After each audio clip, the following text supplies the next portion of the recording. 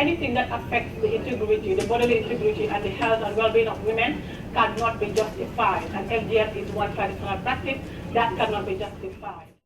In an age of increasing calls for not only inclusion for women and girls, the Gambia has virtually acted with real passion and dedication for the promotion of the welfare of this vital sector of society. This was in its truest evidence in the latter stages of the past year. This was exactly 20 years after the Beijing Summit on Women and Girls. For all of these government's exemplary efforts in promoting the loss of women and girls, and there were countless of those since 1994, few will eclipse the giant strides made in 2015, when President Jammeh banned the age-old traditional practice of FGM, a deep-rooted tradition that, according to health indicators, continue to wreak havoc on victims across the world. That declaration was made at home, but its impact has been felt the world over, and this was in evidence when the first ever Gambia Day was celebrated at the United Nations. It was a special day for our proud people and a country that has been convulsed by a modern and progressive, far-sighted leadership. Apart from that special girls' education scholarship scheme, we also have the School Improvement Grant that provides free education to children in school, both boys and girls, and this has made education compulsory. And this is one strategy that will address early marriage. Because if girls stay on in school up to university level, they would have aged above 18.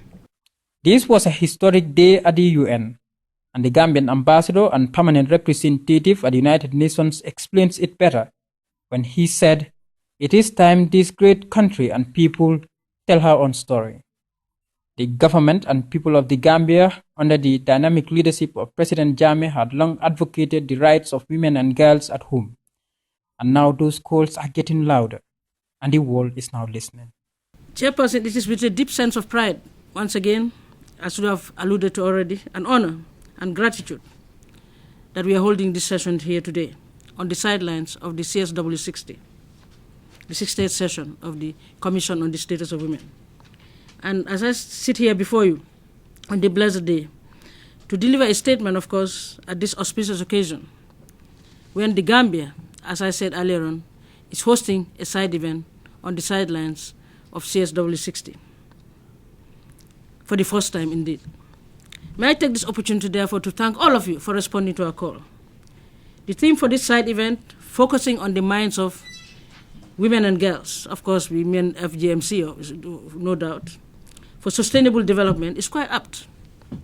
I'm sure you'll agree with me that it is true education. There's no doubt about that, because exchanging ideas such as this, fora like this, exchanging lessons of good practice, such as we are having today, is all part of education in a broader way. Empowerment and protection of women and girls, through that we can change the mindset solely of the whole of society, including men and boys. Delegates who came to attend the Gambia Day gave glowing endorsement of the Gambian example. For others, the Gambian experience and story can serve the rest of the world a genuine lead to end harmful traditional practices against women and girls. It was so amazing, listening to the testimony of my dear sister. More power to you, my sister, and you go on. I want to add my voice to other speakers to congratulate His Excellency Yahya Jammeh. He's a great man. Many of the delegates who descended on the Gambian mission in New York, majority of them activists and advocates, urged global leaders to borrow a leaf of President Jammeh's copybook to take the bold step and decision to end all forms of violence against women. I know we want to hear the story of the people that are doing the real work on the ground in relation to FGM. So I just want to say 2 or 3 really quick things. The first is that I think we all absolutely recognise and respect the huge leadership that has been shown by the Islamic Republic of the Government of Gambia in relation to banning FGM. And this we really need to acknowledge and celebrate. When I came in here and I saw the poster at the back and at the side of the room, the Gambia government has banned FGM, and I could imagine seeing the world has banned FGM. So I think when we come to CSW next year in 2017, all the railings outside the UN building are going to be plastered in posters. This government has banned FGMC, this government has banned FGMC, and there's been huge leadership by the Gambian government. For the Deputy Secretary General, the day resonates well with the idea and progressive story that has been the hallmark of President Jammeh's exemplary leadership credentials. I congratulate each and every one of you today for being part of this historic moment that complements His Excellency's directive to ban FGM.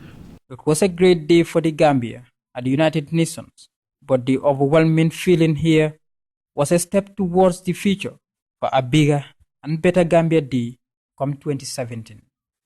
For GRTS News, this is Senghore.